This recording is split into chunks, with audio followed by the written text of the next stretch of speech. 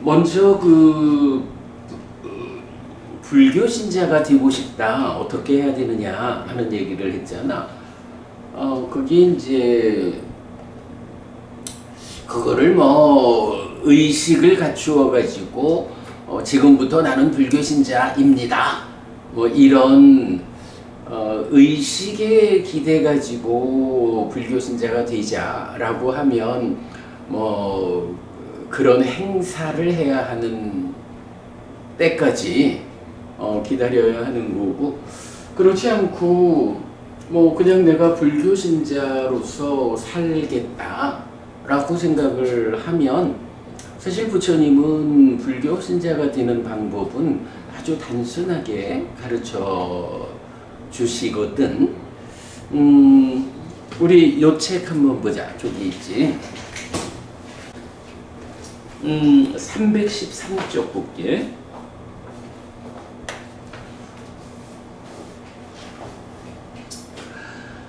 마하나마 수땅에서 뭐 경 번호는 55번 상류따 37번 마하나마 경이거든. 이 경은 아주 짧은 경인데 누가 제가 신자인가? 이 이야기는 뭐야? 제가 신자가 되려면 어떤 조건을 갖추어야 제가 신자가 됩니까? 지금 경연이 질문한 불교 신자가 되고자 합니다 라고 하면 어떤 의식을 통해 가지고 제가 신자라는 이름을 받아야 되는 것이냐, 아니면 뭐 그런 부분은 좀 미뤄두고 그냥 내 스스로 불교 신자로서의 삶을 살겠다라고 한다면 어떤 조건을 갖추면 내가 불교 신자가 되는가? 이제 이 부분을 정의해 주는 거야. 그런가 하면 불교 신자가 된다라고 하면 나는 불교 신자입니다 라고 선언만 하면 뭐 그걸로 뭐 껍데기는 불교 신자가 될지 몰라도 알맹이가 불교 신자가 되는 건 아니잖아. 그래서 불교 신자가 되었다라고 하면 어떤 삶을 살아야 합니까? 그러니까 어떤 덕목을 갖추어야 합니까? 하는 거야.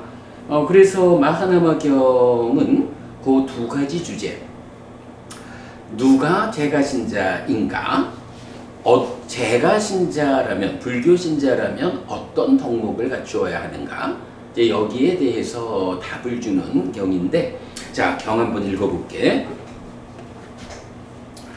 한때 세존은 사카에서 카필라와투의 니구로다 사원에 머물렀다. 그때 사카 사람 마하나마가 세존에게 왔다. 와서는 세존에게 절한 뒤 한곁에 앉았다. 한곁에 앉은 사카 사람 마하나마는 세존에게 이렇게 말했다. 대덕이시여, 누가 제가 신자입니까? 마하나마여, 의지처인 부처님에게로 가고 의지처인 가르침에게로 가고 의지처인 성자들에게로 갈 때 마하나마여, 이런 사람이 제가 신자다. 그러면 대덕이시여, 누가 계를 갖춘 제가 신자입니까? 마하나마여, 제가 신자가 생명을 해치는 행위로부터 피하고 주지 않는 것을 가지는 행위로부터 피하고 음행에 대한 삿된 행위로부터 피하고 거짓을 말하는 행위로부터 피하고 술과 발효액 등 취하게 하는 것으로 인한 방일한 머움으로부터 피할 때 마하나마여, 이런 사람이 계를 갖춘 제가 신자다. 그러면 대덕이시여, 누가 믿음을 갖춘 제가 신자입니까? 여기 마하나마여, 제가 신자는 믿음을 갖춘다. 이렇게 그분 세존께서는 모든 번뇌 떠나신 분, 스스로 완전한 깨달음을 이루신 분, 밝음과 실천을 갖추신 분, 진리의 길 보이신 분, 세상 일을 모두 훤히 아시는 분, 어리석은 이도 잘 이끄시는 위없는 분, 천상과 인간의 스승, 깨달으신 분, 존귀하신 분이시다 라고 열애의 깨달음을 믿는다. 마하나마여, 이런 사람이 믿음을 갖춘 제가 신자다. 그러면 대덕이시여, 누가 보시를 갖춘 제가 신자입니까? 여기 마하나마여, 제가 신자는 인색의 때에서 벗어난 심으로 자유롭게 보시하고 손은 깨끗하고 주기를 좋아하고 다른 사람의 요구에 응할 준비가 되어 있고 베품과 나눔을 좋아하며 제가에 산다. 마하나마여, 이런 사람이 보시를 갖춘 제가신자다. 그러면 대덕이시여, 누가 지혜를 갖춘 제가신자입니까? 여기 마하나마여, 제가신자는 지혜를 가졌다. 자라남 줄어듦으로 이끌고 성스러운 꿰뚫음에 의해 바르게 괴로움의 부서짐으로 이끄는 지혜를 갖추었다. 마하나마여, 이런 사람이 지혜를 갖춘 제가신자다. 자, 이렇게 나와요. 그러면 이 내용이 뭐냐 하면 기본적으로 누가 제가신자입니까? 라고 할 때 의지처인 부처님, 의지처인 가르침, 의지처인 성자들. 그래서 내가 혼자 사는 일은 참 어렵다. 그래서 내가 누구를 의지해서 살아갈 때 삶이 바르게 의지되어서 올바르게 삶을 살아갈 수 있을까? 라고 하는 의지라는 개념이 필요해요. 누구를, 무엇을 의지할 것인가? 이럴 때 불교 신자가 되는 방법은 부처님을 나의 의지처로 삼겠다. 부처님의 가르침을 나의 의지처로 삼겠다. 부처님의 가르침을 재현해 나가는 스님들의 모임, 그 상가를 나의 의지처로 삼겠다. 요게 뭐지? 불법승이라고 하는 거지. 그래서 불법승 삼보를 의지해서 살아가겠습니다. 의지해서 살아간다라는 건 뭐야? 내가 어디든 간다, 살아간다 라고 할 때 그냥 내 혼자 힘만으로 가자라고 하면 어렵다고? 그럴 때에 내가 뭐 지팡이를 하나 의지해서 갈 수도 있고, 경우에 따라서는 차를 의지해서 차가 내가 차 문 열고 들어가 자리에 딱 앉기만 하면 차가 나를 데려다 주기도 하잖아. 어떤 형태로든 세상을 살아가는 데에 내가 뭐 부처님처럼 완성된 사람일 것 같으면 의지처가 필요 없지요. 그러나 내가 그렇게 완성된 사람이 못 되다 보니까 어떠한 곳에든 내가 좀 기대야 할 필요성. 이럴 때 누구에게 기대는가? 무엇에게 기대는가? 라고 질문해 봐야 하는 거죠. 자, 그래서 예를 들어서 뭐 예수님이거나 창조주 하나님 여호와거나 이런 존재에게 기댄다, 의지한다 하면 그런 사람은 누가 되는 거야? 기독교 신자가 되는 거죠.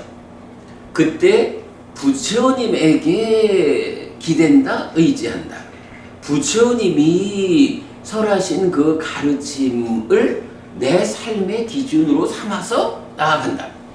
그리고 나보다 앞서서 부처님의 가르침을 재현기 위해 노력하는 그 스님들, 그 스님들의 그룹을 내가 의지해서 나아간다. 이렇게 살아가는 사람이 누구야? 불교 신자거든. 누구를 의지할 것인가? 이것에 의해서 내가 불교 신자일까? 기독교 신자일까? 이슬람 신자일까? 힌두교 신자일까? 이게 결정되는 거지.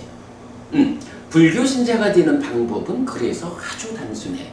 내가 내 삶의 의지를 부처님과 가르침과 그 제자분들에게 두겠다. 요거를 이제 우리는 먼저 그 원문을 번역을 할 때 이렇게 의지처 이렇게 번역하지만 요게 이제 보통 한국 불교에서 뭐라고 말하냐 하면 부처님께 귀의합니다.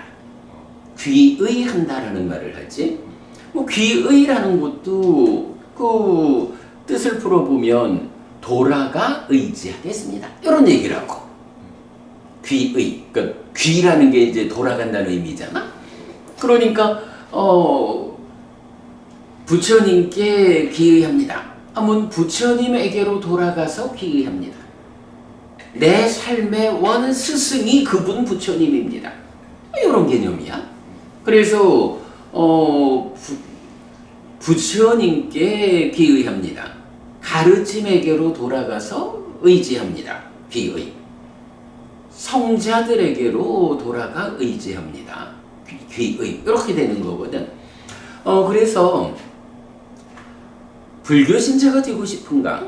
라고 하면 물론 뭐 외적으로 많은 사람들이 함께하고 그 사람들과 함께한 어떤 의식, 행사를 통해서 거기에서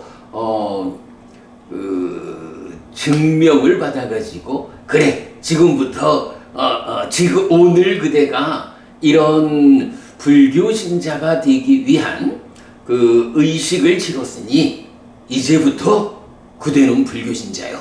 뭐 이렇게 말을 해도 좋지만 뭐 일단은 그거는 이제 그거는 이제 외적으로 그런 행사가 시행될 때까지 기다려야 되는 거고, 지금 당장이라도 내가 불교 신자이기를 바란다 라고 하면 내 스스로가 나는 이제부터 부처님에게 의지하겠다. 나의 의지처는 예수님도 아니고 마호멧도 아니고 무함마드 그리고 힌두교의 여러 신들도 아니다. 나의 의지가 되는 분은 오직 부처님이다 라고 내 의지를 정하면, 그리고 그 부처님이 가르쳐 주신 여러 가지 가르침이 있어서 그 가르침을 배워 알고 실천하는 일로서 내 삶의 방향을 삼겠다. 이것이 나의 의지처다. 그리고 앞서서 부처님 가르침을 공부한, 그래서 깨달음으로 향해 나아가는 이런 분들을 또한 나의 의지처로 삼겠다. 이렇게 내 마음에서 확고히 하면 지금부터도 경연이가 불교 신자가 될 수 있어. 경연이가 불교 신자가 되어야겠다라고 스스로 마음을 확고히 한다면 우리가 다음 주부터는 우리 그 독성집 책의 맨 뒤쪽으로 좀 가면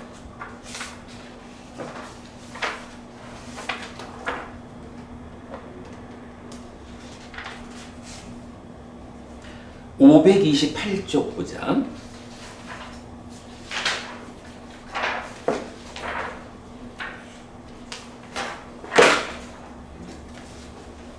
(528쪽) 중간에 보면 스님의 선창 따라 있어. 그러면 이제 내가 먼저 붓당 사라낭 가차미 담망 사라낭 가차미 상강 사라낭 가차미 하면 경연이가 따라하는 거야. 이거 뭐 어렵지 않잖아, 그치? 책 보고 읽어도 되고. 그러면 이제 내가 또 우리말로 의지처인 부처님에게로 나는 갑니다. 의지처인 가르침에게로 나는 갑니다. 의지처인 성자들에게로 나는 갑니다. 하면 따라하고, 두띠암비 붓당 사라낭 가차미 두띠암비 담망 사라낭 가차미 두띠암비 상강 사라낭 가차미 하면 또 따라하고, 두 번째도 의지처인 부처님에게로 나는 갑니다. 두 번째도 의지처인 가르침에게로 나는 갑니다. 두 번째도 의지처인 성자들에게로 나는 갑니다. 따라하고, 따띠암비 붓당 사라낭 가차미 따띠암비 담망 사라낭 가차미 따띠암비 상강 사라낭 가차미. 세 번째도 의지처인 부처님에게로 나는 갑니다. 세 번째도 의지처인 가르침에게로 나는 갑니다. 세 번째도 의지처인 성자들에게로 나는 갑니다. 요걸 다 따라하면 요게 내용 그대로죠. 의지처인 부처님과 가르침과 성자들에게로 나는 간다. 그 세 가지 보배를 의지처로 나는 살아가겠다. 근데 그거를 한 번, 두 번, 세 번, 이렇게 하는 거야. 요게 이제 삼기의. 불교 신자가 되겠다. 내 마음속에서 부처님과 가르침과 성자님들을 의지하겠다라고 마음을 먹으면 그때부터 불교 신자가 되는 건데, 근데 이거를 한번 그래야지 라고 생각하고 잊어버리면 안 되잖아. 그러니까 이제 우리가 법회를 할 때마다 이렇게 스님이 선창을 하면 함께하는 제가자가 후창으로 따라하면서 내가 오늘도 부처님과 가르침과 성자님들을 의지해서 살아가는 불교 신자입니다 라는 것을 항상 반복하는 거지. 요거는 잊으면 안 되는 거지. 그게 이제 불교 신자가 되는 방법이야. 뭐 다음 주부터는 우리가 그 법회를 시작할 때 이렇게 삼기의를 같이 하고 시작을 하도록 하자. 그러면 자, 그 다음에 이제 또 한 가지 봐야 하는 게, 이제 다시 돌아가서 자 313페이지 돌아가서 보면 이제 누가 제가 신자인가 하는 것은 보았고, 이제 314쪽으로 가면 그러면 대덕이시여 누가 계를 갖춘 제가 신자입니까? 이랬거든. 계라고 하는 것, 계라는 말을 좀 들어봤을까? 계율. 그러면 오계라는 말은 들어봤나? 5가지 계율이란 말이지. 그 계라고 하는 거 무엇일까? 아니 그보다 계라고 하는 거, 계율이랬잖아. 몸을 단속하는 거. 그래. 몸을 단속한다라는 건데, 이제 그 단속이란 의미가 말하자면 내 삶이 질서로워야겠다. 내가 뭐 5가지 이러면 이제 5개가 되잖아. 이런 5가지의 기준을 정해놓고 나는 이 기준을 벗어나지 않는, 이 기준이라는 질서에 맞추어서 살아가는 사람이 되겠다. 계라고 하는 거는 그래서 내 삶의 질서로움이다. 내 삶의 행위의 기준이다. 이렇게 보면 되는 거야. 그래가지고 이런 그 삶의 기준, 질서로움을 놓고 어떤 질서를 선택할 것이냐, 내가 라는 거죠. 그러면 이제 이게 어떤 기준을 내 삶의 질서로 선택하느냐에 따라서 사는 방법이 달라지는 거야. 그러면 어떤 기준으로 내가 접근했느냐에 따라서 그 기준에 따른 질서 있는 삶이라는 게 나를 행복으로 이끌 수도 있고, 또는 기준이 잘못 선택되면 나를 괴로움으로 이끌 수도 있다고. 이런 부분 때문에 이제 5계라고 하는 것이 5가지 계율인데 내 삶의 질서로움을 위한 5가지 기준이다. 이런 의미로 이제 5계를 보면 되거든. 자, 그럴 때 삼기의를 통해서 불교 신자가 되었다면 그냥 마음으로만, 껍데기로만 나는 불교 신자입니다, 이래 살아가지고는 사실은 아무 의미가 없지. 그러니까 불교 신자가 되었다라고 하면 불교 신자에게 어울리는 기준이 있겠지. 그 불교 신자에게 어울리는 기준 5개, 5가지 내 삶의 질서로움, 요거는 누가 정할까? 부처님이 정하죠. 그러겠지. 만약에 이 기준을 예수님이나 아니면 창조주 하나님 여호와에 의해서 제정된 기준을 따른다 라고 하면 기독교 신자인 거야. 내가 삶을 예수님이 기준을 정해주고 이렇게 살아라 라고 하는 대로 내가 따라가니까 기독교 신자가 되는 거야. 무함마드 몰라, 이제 내가 그쪽은 잘 모르지만 예수님이 제정을 하는지 창조주 하나님 여호와의 제정인지 잘 몰라도 하여간 기독교에 그런 기준이 있을 거고, 이슬람엔 또 이슬람대로의 기준이 있고, 각각의 종교마다 그 종교의 그 교주라고 해도 되고 어떤 최고의 권위를 가지는 존재가 우리 종교에 소속된 사람들은 이런 기준으로 그 삶을 질서롭게 하라 라고 결정해 주는 게 있겠지. 그러니까 역시 불교에서는 부처님과 가르침과 성자들을 의지처로 하겠다라고 해서 불교 신자가 되는 사람들한테는 이제 처음으로 부처님이 그래, 불교 신자가 되고자 한다면 이런 기준을 가지고 삶을 살아야 한다 라고 해서 사실 이제 경에서는 그 계와 믿음과 보시와 지혜라는 네 가지를 제시하거든. 근데 이제 그 중에 첫 번째가 계야. 자, 그래서 이제 계를 말하는데 내용이 뭐야?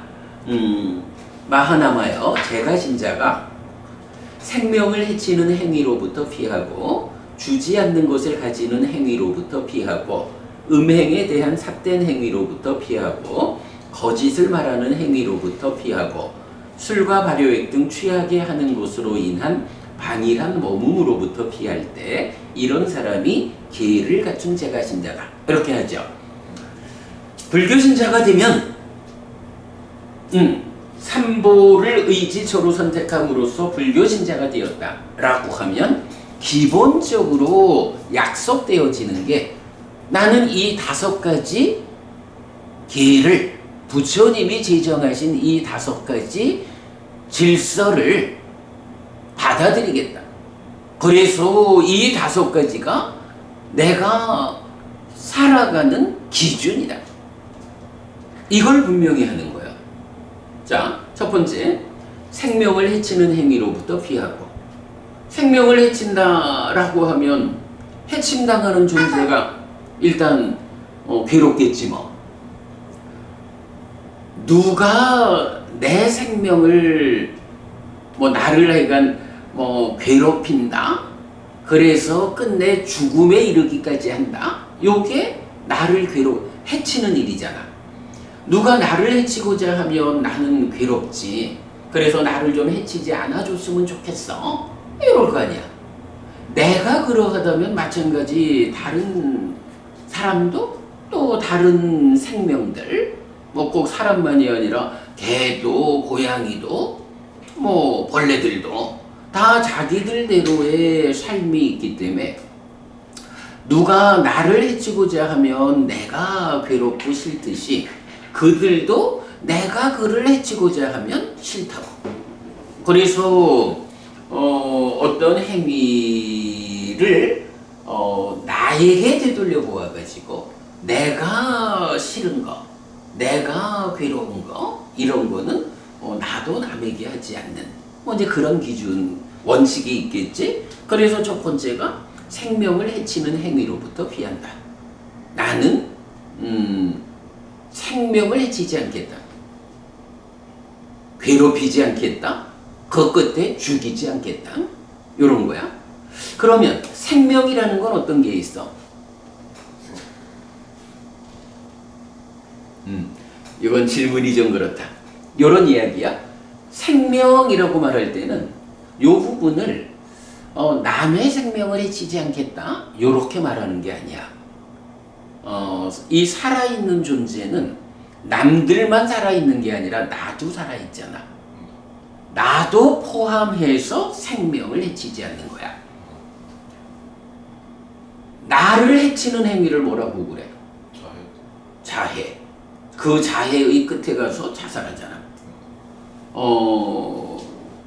내가 악업을 짓지 않겠다 이래가지고 남들을 해치지 않는 것도 중요하지만, 그럼 그렇다고 해가지고 아이고 세상 사는 일이 힘들고 세상 사는 일이 재미가 없어 이래가지고 아이고 뭐 내가 남을 해치는 것도 아니고 나 자신을 해치는 건데 뭐 어때 이래가지고 자학을 한다거나 자해 또는 아예 자살을 한다거나 이런 것조차도 생명을 해치는 일에 들어가는 거야. 사실은 이제 남들의 생명보다도 더 중요하고 귀한 게 나의 생명이지. 그래서 생명을 해치지 않는다라는 것, 여기에는 다른 생명만을 말하는 게 아니라 나의 생명까지도 포함해서 말한다라는 거고, 두 번째가 주지 않는 것을 가지는 행위로부터 피한다 이렇게 되어 있는데, 주지 않는 것, 뭐 세상에는 다 보통 다 소유가 있잖아. 그 소유 중에 보면 어떤 거는 내 것도 있고 어떤 거는 남의 것도 있고 또 어떤 거는 뭐 내 거니까 이렇게 소유를 말하기 어려운 것들도 있겠지. 뭐 크게 보면 국가 소유인 것도 있을 거고 뭐 이제 이러한데, 정당하게 나의 것이 된 거, 정당하게 나의 것이 된 거는 나에게 주어진 거야. 근데 그거 말고 다른 것들을 내가 가지지 않는 거야. 그렇잖아. 친구를 만나가지고 친구가 좀 좋은 어떤 거를 갖고 있어. 좋네? 하고 그 친구가 이거 너 가져 선물이여 라고 주지 않는데 그거 들고 오면 이거 뭐라 그래? 도둑질이지 뭐. 기본적으로 세상의 모든 문제들은 그 출발에 뭐가 있냐 하면 주지 않는 걸 가져오는 데에 있어. 내 거 아닌 것을 가지고 오면 이제 그것에 대해서 소유권을 주장하는 사람들하고 분쟁이 생겨. 심지어는 예를 들어서 땅에 10,000원짜리가 하나 떨어져 있다 라고 하면 어떻게 해야 돼? 주워서 내 거 해야 되나? 이제 이런 부분도 그런 거야. 정당하게 나에게 주어진 것이 아니거든.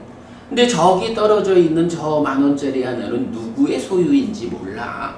그러나 그러니까 내 거 하지 뭐 이런 사람도 있지만, 사실은 계율 정신으로는 그게 안 맞아.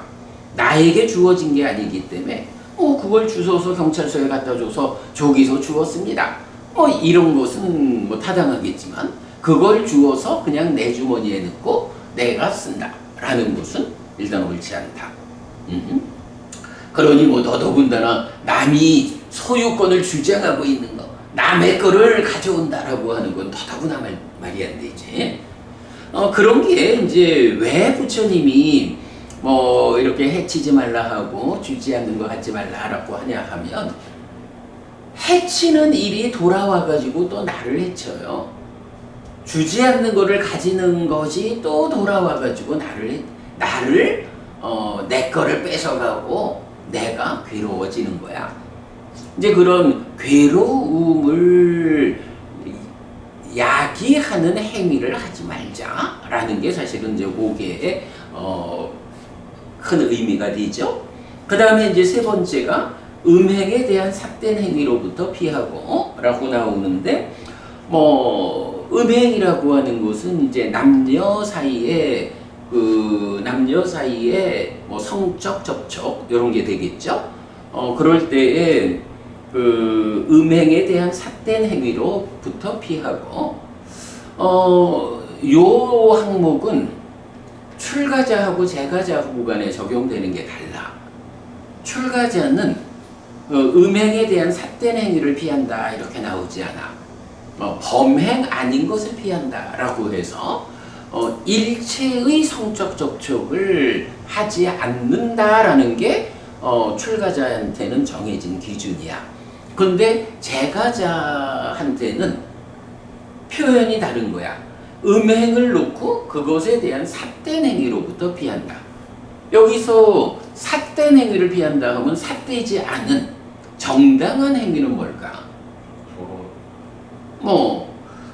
그래, 이제 어른이 되면, 결혼할 나이가 되면 이제 결혼을 해서 부부관계가 되지. 그럴 때 부부관계라고 하는 게, 뭐 여러 가지 의미가 있겠지만, 이제 이런 음행, 성적인 측면에서 보면, 우리 사회가 인정해주는 그 성적 행위가 허용되는 관계, 이렇게 봐도 되는 거야.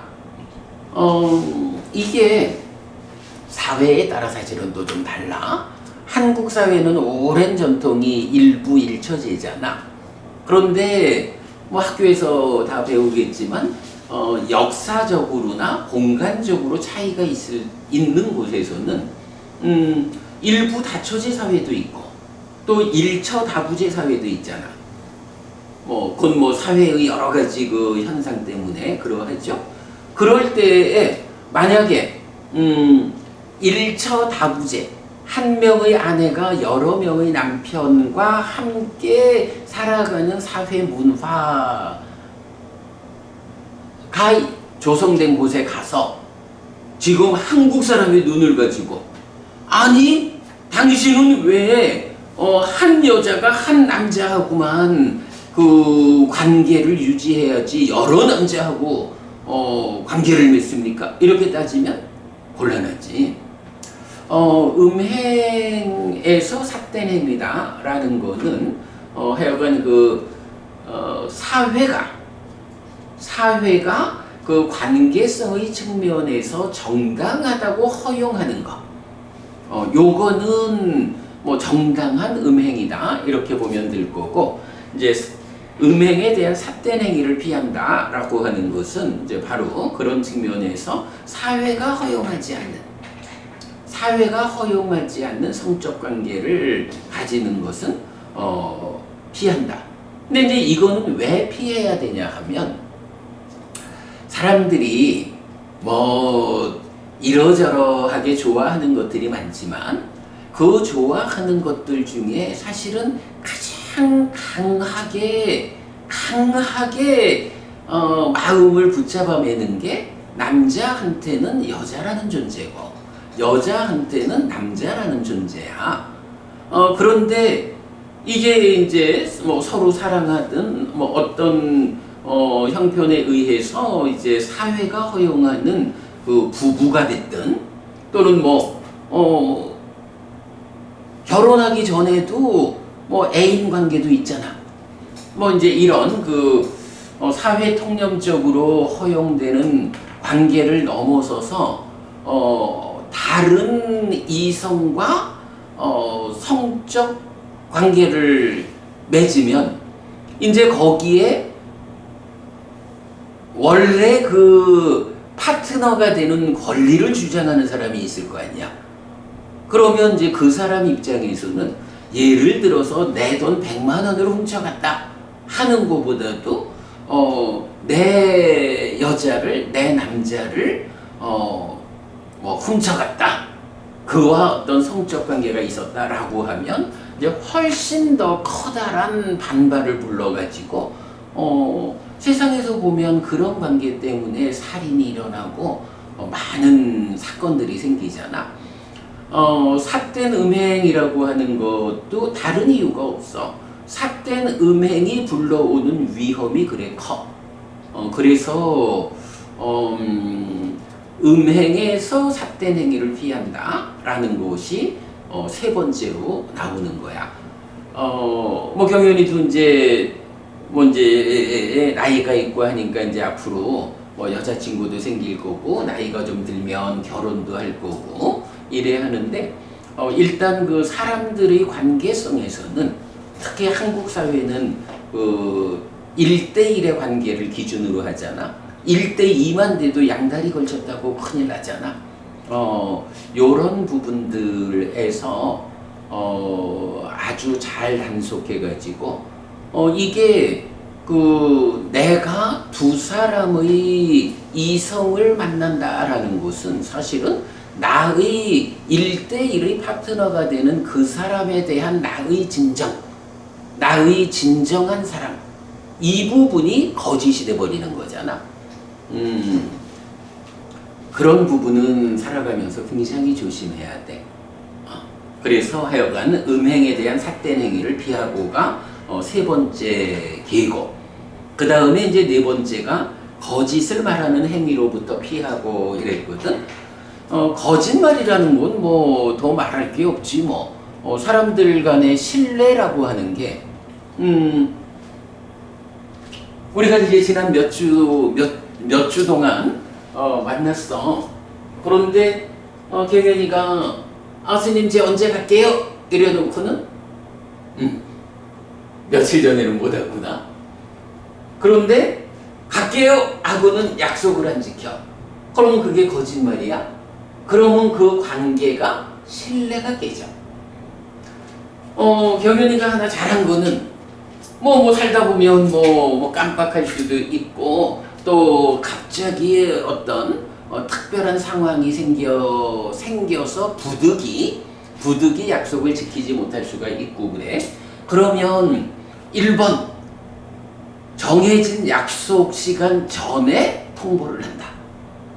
그러고 2번 그 부분을 놓쳤다라고 하면 가능한 한 빠른 시간에 미안합니다. 제가 이러이러한 상황이 있어가지고 당신과의 약속을 지키지 못했는데 정말 미안합니다. 제가 이러이러해가지고 약속을 지키지도 못했고 그 시간 이전에 통보하지도 못했습니다. 그러나 정말 미안합니다. 앞으로는 제가 약속을 어기지 않겠습니다. 하고 진심을 담아가지고 사과하고 양해를 바라는 요런 시도를 하는 일이 굉장히 중요해. 그날 그 경현이가 약속을 못 지켰어. 그런데 그 약속 시간이 지나고 나서 바로 전화를 해가지고 스님 이러이러한 상황이 생겨가지고 제가 깜빡하고 스님 약속을 놓쳤습니다. 죄송합니다. 라고 진심을 다해가지고 내가 약속을 지키지 못한 일에 대한 사과를 했잖아. 이것이 앞에 일어난 그 약속을 지키지 못했다, 거짓이 발생했다 하는 것을 상쇄해 준다고. 근데 이제 보면 뭐 친구들 가운데도 때로 그런 친구들이 있을 거야. 어떤 형편 때문에 약속을 지키지 못했다라고 할 때 바로 뭐 기본적으로는 약속 시간 전에 내가 오늘 못 가겠어 라고 양해를 구하는 거는 약속을 어기는 게 아니지. 그거는 이제 충분하고. 근데 약속을 못 지켰다라고 할 때 최대한 빨리 연락해가지고 아주 진심을 다해가지고 사과하고 양해를 구하는, 이거는 사실은 약속을 지키는 거나 거의 버금가는 거야. 내가 진심을 다해서 사과할 때. 그런데 이제 때로 보면 내 좀 그래가지고 약속을 좀 어겼는데 어쩌라고 약속 좀 한번 어길 수도 있지.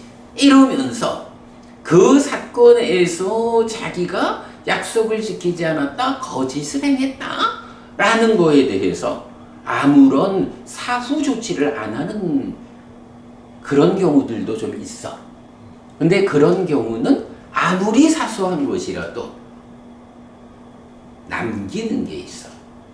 그럼 어떻게 되겠어? 지난 후에라도 전화해가지고 진심을 다해서 사과하면 그래 형편이 그랬나 보다 하고 이해를 할 수 있고, 그것 때문에 그 상대방에 대해서, 친구에 대해서 신뢰를 놓치지 않을 수가 있잖아. 그런데 아주 사소한 일이라 해도 약속을 지키지 않았는데 거기에 대해서 아무런 사과도 없다라고 하면 이제 그 친구에 대한 신뢰가 깨지잖아. 그러면 다음에 어떤 약속을 할 때도 저 친구가 요번에는 약속을 지킬까라고 하는 의문부터 드는 거야. 그러다 보면 그와의 약속이라고 하는 것이 나에게서 이제 중요도가 떨어져. 뭐 이제 그렇게 하다 보면 이제 그 두 사람 간의 신뢰가 깨어지면서 결국은 그 좋은 친구로 함께하지 못하는 이제 이런 문제가 생기거든. 그래서 거짓을 말하는 행위를 피한다라는 것은 또 사실은 굉장히 중요한 거예요. 근데 내가 이건 오늘은 그 거짓을 말한다라는 것에서 이제 약속을 지키지 못하는 쪽으로 이제 거짓을 말했는데 사실은 또 그거 말고도 거짓이라는 것은 굉장히 많아. 또 의도적으로 속이는 말을 할 수도 있고 이제 경에서 보면 거짓을 말한다라는 것에 직접적인 의미는 어디다 두냐 하면 이제 예를 들어서 이제 재판이 진행되는데 증인으로 참석을 했어. 그러면 증인 선서도 하잖아. 근데 증인 선서와 상관없이 자기의 어떤 자기거나 자기의 편들의 어떤 작은 거라도 이익을 위해 가지고 보았습니까? 라고 할 때 보았으면서도 보지 못했습니다. 들었습니까? 들었는데도 듣지 못했습니다. 이렇게 말하는 거 위증이잖아. 보지 않았습니까? 보지 않았는데 보았습니다. 듣지 못했나요? 듣지 못했는데 들었습니다. 이렇게 말하는 거 위증이잖아. 이 위증이라고 하는 거짓말은 어떤 일을 가져와? 기본적으로 그런 그 판결을 한다라는 것은 목적이 뭐야? 우리가 사회를 구성해 가지고 함께 살아가는 데 있어서 모두가 함께 살아가는 데 있어서 그 방해가 되는 모두의 안녕을 해치는 일을 하는 사람들은 벌을 주어야 하는 거고 모두의 안녕을 위해서 해치지 않은 사람은 벌을 주지 않는 요걸 판단하는 게 재판하는 거잖아. 그런데 거기서 거짓말을 한다. 보았는데 보지 않았다. 들었는데 듣지 않았다. 보지 못했는데 보았다. 듣지 못했는데 들었다. 이렇게 거짓으로 증인을 서면 거기서 어떤 일이 생겨? 정작 벌을 지은 자, 그러니까 죄를 지은 자는 죄 짓지 않은 자가 되어가지고 벌을 받지 않고 죄 짓지 않은 자는 죄 지은 자가 되어가지고 벌을 받잖아. 이거는 뭐야? 우리 사회의 정의가 깨지는 거야. 거짓을 말하는 행위로부터 피하고 라는 요 주제는 그렇게 직접적으로는 어떤 그 판단의 자리에 증인으로 나가가지고 보고 들은 것과 반대되는 이야기를 하는 게 이제 거짓의 의미로 직접 나타나는데 그렇게 시작하지만 이제 포괄적으로 보면 좀 전에 말했던 그런 약속을 지키지 못한다거나 어떤 것이든 정해진 것과 어긋나는 말을 하게 되면 이제 그런 것들은 다 거짓말 이렇게 되겠지. 자, 그리고 이제 다섯 번째가 술과 발효액 등 취하게 하는 것으로 인한 방일한 머뭅으로부터 피할 때 이렇게 했거든. 경연이 친구들만 해도 벌써 술 좀 마시는 친구들도 있지. 내가 보일 때 50년 전에도 이미 내 친구들 중에는 술 마시는 친구들이 있었지. 그런데 이 술과 발효액 등 취하게 하는 거라는 것은 문제를 가져와. 우리 사회에 보면 알코올 중독자들도 많이 있잖아. 알코올 중독자가 가지는 직접적인 문제 상황이 뭘까? 이렇게 말하면 어때?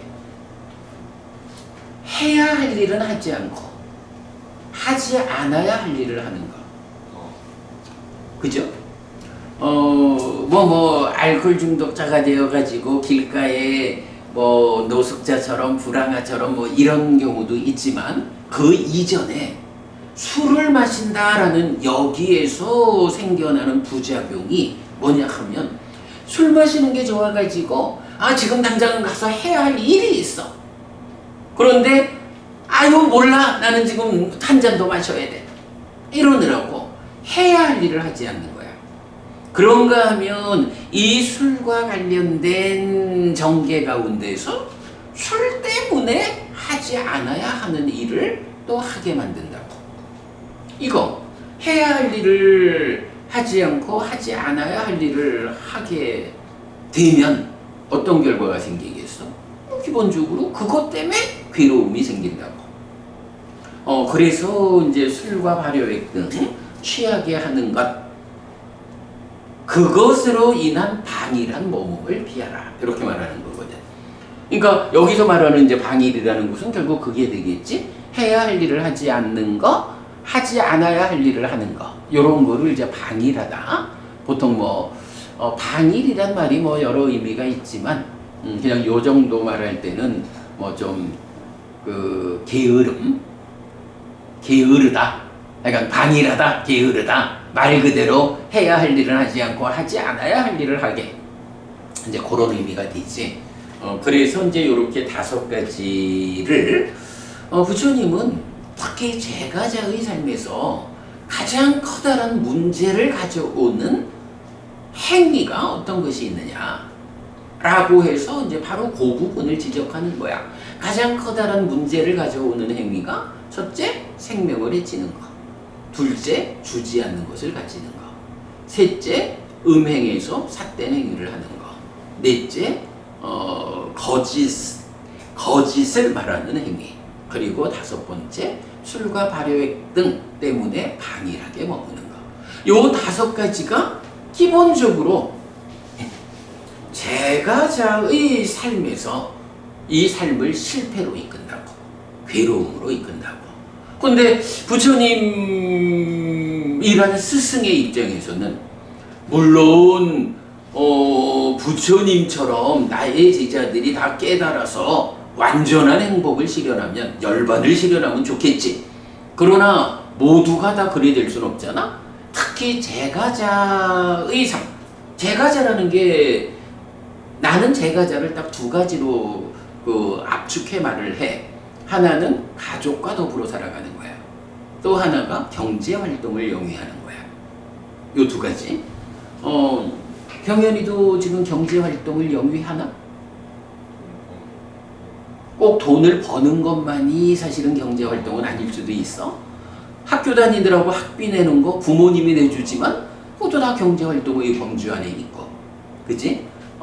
돈을 매개로 우리 사회에서 함께 살아가는 이게 이제 그냥 크게 말하면 경제활동을 영위한다. 이래 보면 되겠지.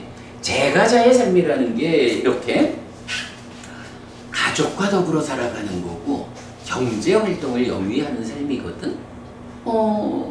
출가자는 뭐와 다르지? 출가자는 기본적으로 가족으로부터 떠나서 출가하는 걸 뭐라 그래? 집에서 집 없는 것으로 이렇게 출가한다고 말하잖아.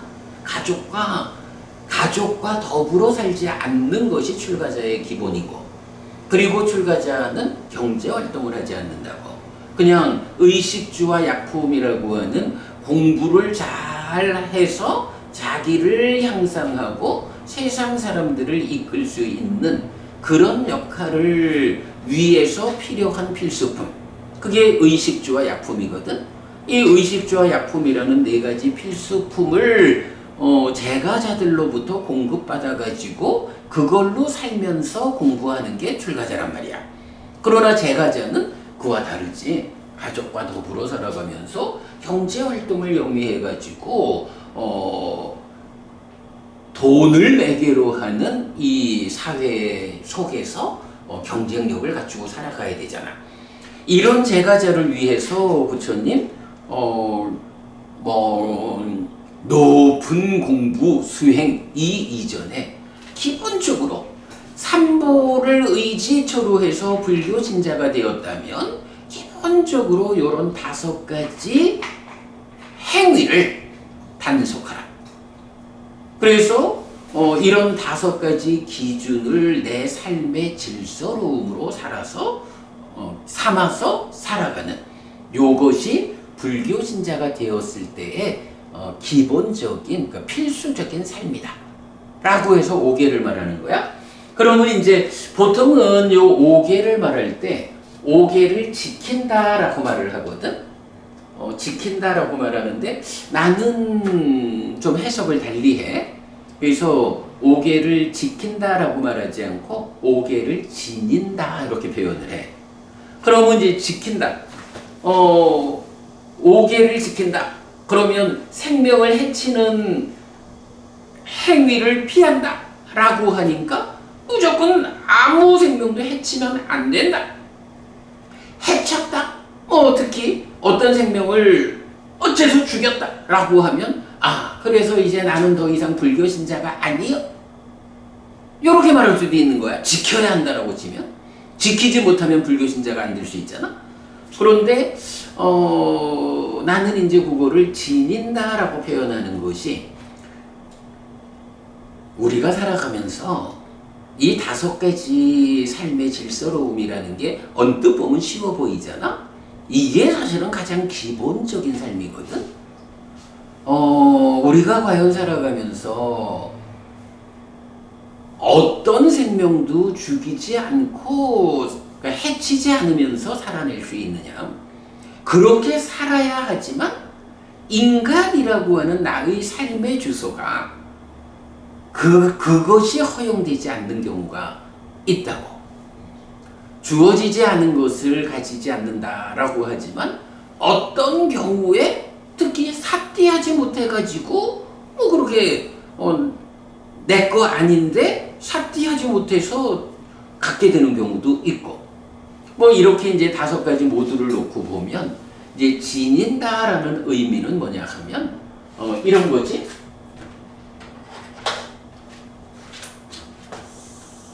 우리가 이제 5개를 지키는 거야. 그래서 그 거짓말을 하지 않는다. 거짓말을 하지 않는다라고 하는 하나의 삶이 있어. 그런데 살다 보니 어찌어찌해서 인간이라고 하는 존재가 그렇게 완전한 존재가 못 되니까 어쩌다가 거짓말을 한번 했어. 그러면 이 거짓말을 했으니까 거짓말을 하지 않는다는 기회를 어겼어. 그러니까 이제 더 이상 불교 신자가 아니요. 이럴 수는 없잖아. 그러면 계를 어겼다, 지키지 못했다라는 이런 상태에서 어떻게 대응해야 하느냐. 여기서 이제 기준이라는 요 개념이 필요한 거야. 거짓말을 하면 안 되는데 내가 어떻게 거짓말을 하게 됐네? 라면 얼른 여기서 뭐 한다고? 삿띠, 안으로 눈 떠서 발견하는 거, 이렇게 말했지? 삿띠 해가지고 내가 지금 계를 어겼다, 안 된다, 이런 계를 어기면 괴로움을 만든다. 돌아가자. 아따피 삼파장어 사띠마. 그래서 옳고 그름의 판단에 의해서 돌아가야 되잖아. 돌아가자 라고 해서 얼른 돌려오는 거, 요게 5개를 지닌 삶이다. 100% 지키면 더 좋지만 현실적으로 우리가 100% 지키며 살아가기가 어렵다면 그런 지키지 못한 상황이 닥쳐왔을 때 내가 어떻게 액션을 취할 것이냐. 빨리 발견해가지고 5개라는 기준으로 돌아온다. 돌아온다. 이렇게 발견해서 돌아오는 이런 노력의 삶을 나는 5개를 지니고 살아간다. 이렇게 표현을 하는데, 자, 여기서 우리가 이제 이런 걸 볼 수가 있지. 한 번 어긋남이 있었어. 여기서 발견해가지고 기준으로 돌아오자! 사띠! 해가지고 돌아오면 어때? 살다가 어쩌다가 다시 또 좀 어기는 일이 있다 해도 제로 베이스에서 요만큼 올라갔다가 발견해서 돌아올 거 아니야. 그런데 이렇게 5개를 지니지 않는 사람들, 거짓말을 하면 안 돼라고 하는 기준, 그 질서로움을 확보하지 못한 사람은 어때? 이렇게 한번 거짓을 행했을 때 이 거짓으로부터 돌아오려 하지 않는다고. 그러면 이렇게 한 번 어긋난 상태로 가다가 또 한 번 다시 어긋나는 일을 하면 여기서 또 상승하잖아. 여기서도 돌아오면 좋은데 돌아오지 못하면 또 이래 가다가 또 한 번 하게 되면 이런 식으로, 그죠? 이거는 우리가 인정을 해야 되는 게 5개를 100% 지키면서 살아가기가 참 제가자로서 어렵기 때문에 가능한 한 100% 지키기 위해서 노력은 해야 하지만, 그러나 어쩔 수 없이 어기는 경우가 생겼다라고 하면 빨리 발견해서 기준으로 돌아오는 거. 이 기준을 지니고 있어서 벗어나면 되돌리는 요런 삶의 중요성을 말하는 거야. 이거를 이렇게 발견해서 되돌려 오면 어떤 일이 또 발생한다 해도 제로 베이스에서 가니까 살짝 갔다가 돌아오면 돼. 그러나 되돌려 오지 못하면 그 다음은 여기서 더 상승하기 때문에 이래 가다 보면 어떻게? 붙잡혀서 감옥 가야지 뭐. 요런 상황이 있는 거야. 그래서 5개 5가지 개라고 하는데 5가지 내 삶의 질서로움의 기준이야. 그래서 이 5개라는 기준을 지니고 살자. 요렇게 5개를 보는 거. 요게 이제 니까야의 정신이다라고 보면 타당할 것 같아. 그리고 보면 이제 그 다음에는 믿음과 보시와 지혜라고 하는 이제 3가지 덕목이 더 나와서 불법승을 의지처로 삼은 사람은 어떻게 살아야 합니까? 5개를 지니고 살아야 합니다. 믿음이 확보해야 합니다. 보시, 베풀어야 합니다. 지혜로워야 합니다. 요런 4가지 덕목을 지시하는데, 뒤에 3가지는 우리 뒤에 살펴볼 일이 있을 거고, 오늘은 이제 기본적으로 불교 신자가 되었다라고 하면 이렇게 불법승 3보를 나의 의지처로 받아들여서 그 부처님과 가르침과 성자들에게 기대어서 살아가는, 그분들이 내가 기댈 수 있는 역할이 되어주기 때문에 내가 거기에 기대가지고 삶을 잘 살아낼 수 있는 힘이 되는, 요렇게 부처님과 가르침과 성자들에 대해서 의지하는 삶을 살겠다라고 마음 먹는 걸로 불교신자가 되고, 그러면 이 불교신자는 기본적으로 어떤 삶을 살아야 하느냐? 5개를 지닌 삶을 산다.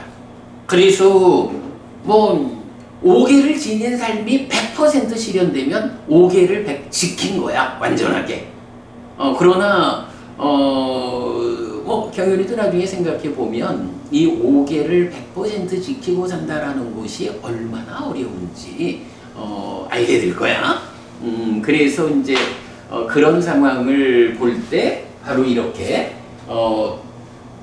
5개라는 기준을 지니고 있으면 이 기준을 벗어났을 때는 바로 삭띠 눈떠 발견해가지고 되돌리는 하면 어떤 상황이 생겨도 제로 베이스에서 살짝 벗어났다 돌아오니까 커다란 위험을 부르지 않아. 그러나 5개라는 기준을 지니지 않으면 계속 상승해가지고 나중에는 그런 삶이 누적되면 붙잡혀 감옥 가는 이런 결과를 가져오지. 그래서 이제 그런 일을 피하기 위해서 오계를 지닌 삶을 사는 것, 이게 불교 신자가 되면 불교 신자의 삶의 첫 번째 덕목이다. 자, 그래서 그 경연이가 먼저 질문한 데 대한 대답은 이렇게 마무리를 합시다. 불교 신자가 되고 싶어요. 어떻게 하면 되나요? 부처님을 의지처로 삼으십시오. 가르침을 의지처로 삼으십시오. 제자들, 부처님의 제자들을 의지처로 삼으십시오. 그러면 불교 신자입니다. 그러면 불교 신자가 되면 기본적으로 어떤 삶을 살아야 합니까? 5가지 삶의 질서로움이 있습니다.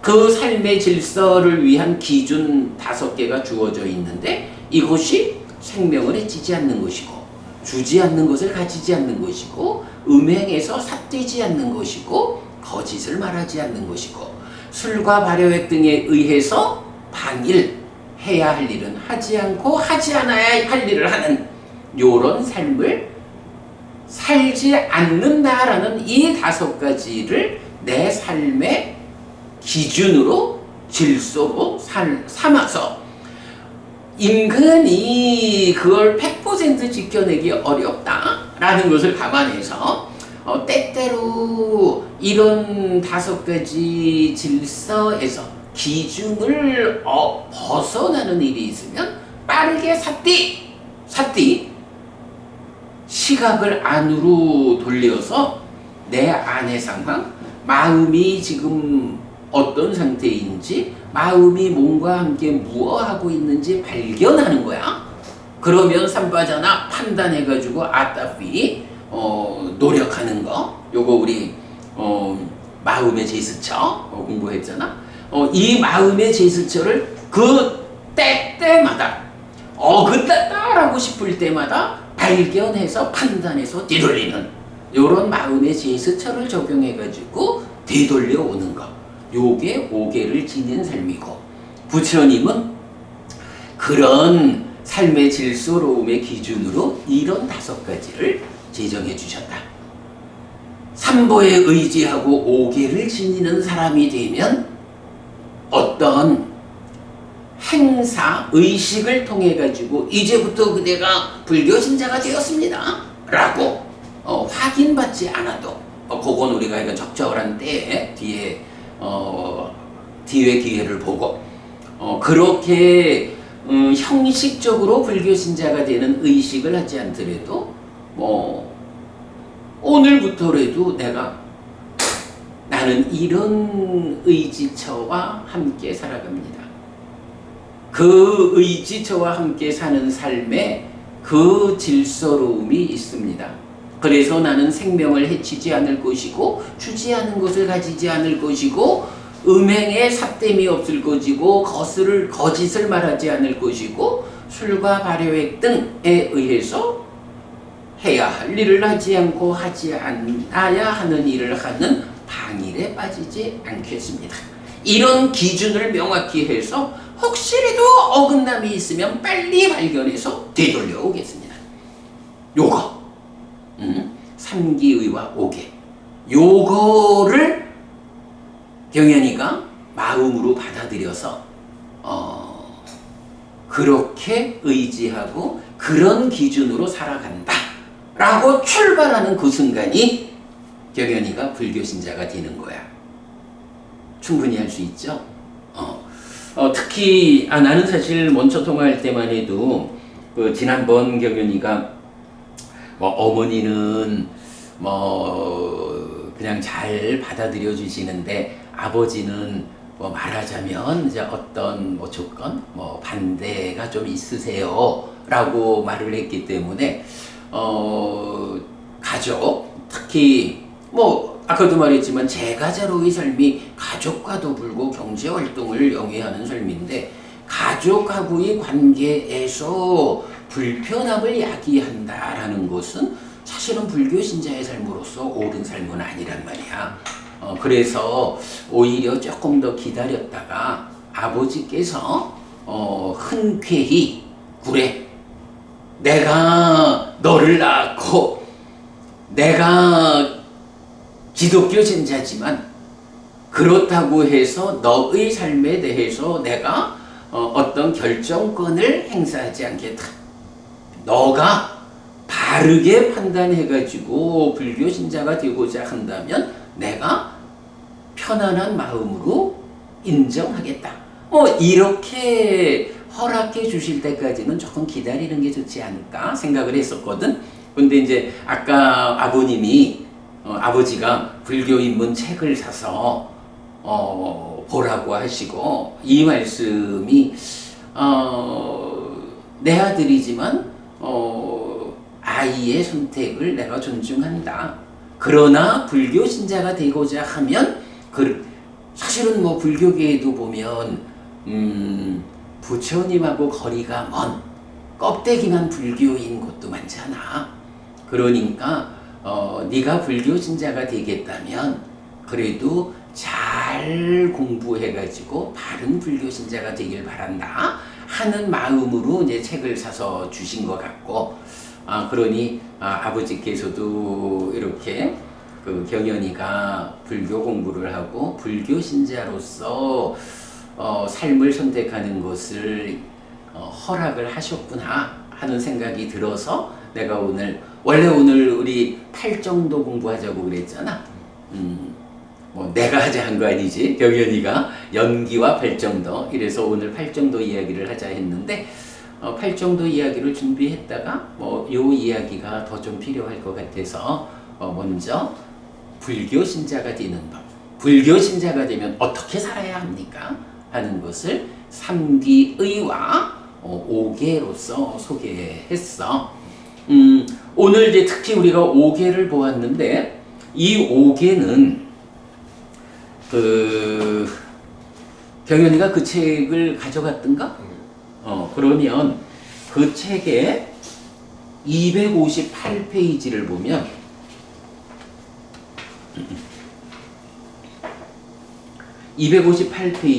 비법의 행위경이 있거든.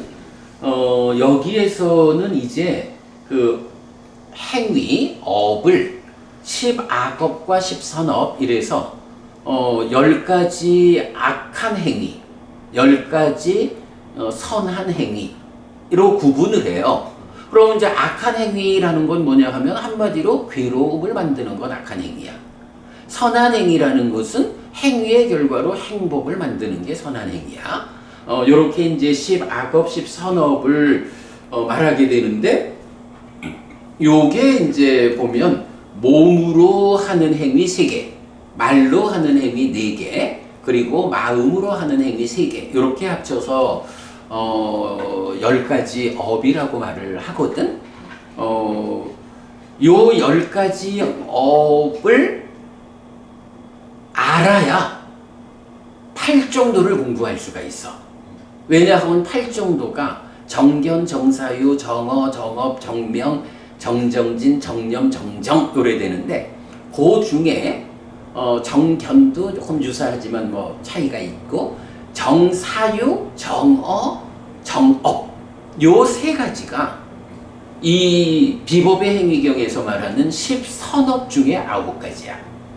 그렇기 때문에 10악업과 10선업에 대해서 모르면 팔정도를 알 수가 없어.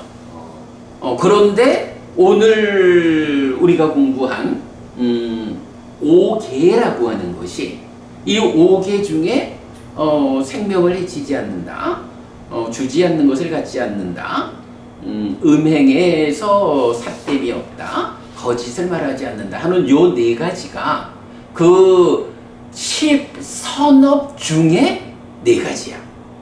여기 이제 술과 관련한 한 가지는 이 10가지 업에는 들어가지 않는 5계에만 속한 거로 나오는데, 요렇게 5계에서 4가지가 10업에 속한 4가지와 같은 거야. 10선업. 그러니까 결국은 5계를 알아야 업에서 십학업, 십선업을 알 수 있고 십선업을 알아야 팔정도를 알 수가 있는 거야. 그러니까 우리가 이렇게 보면 좋겠어. 원래 오늘 우리가 팔정도 공부를 하기로 했는데 그 팔정도 공부의 준비 과정으로 5개를 공부했고 이 5개와 함께 3기의를 공부함으로써 불교 신자가 되는 법, 불교 신자의 최소한의 삶의 기준, 요거까지를 이제 같이 본 거야. 그러면 이제 이렇게 이제 5개를 보았기 때문에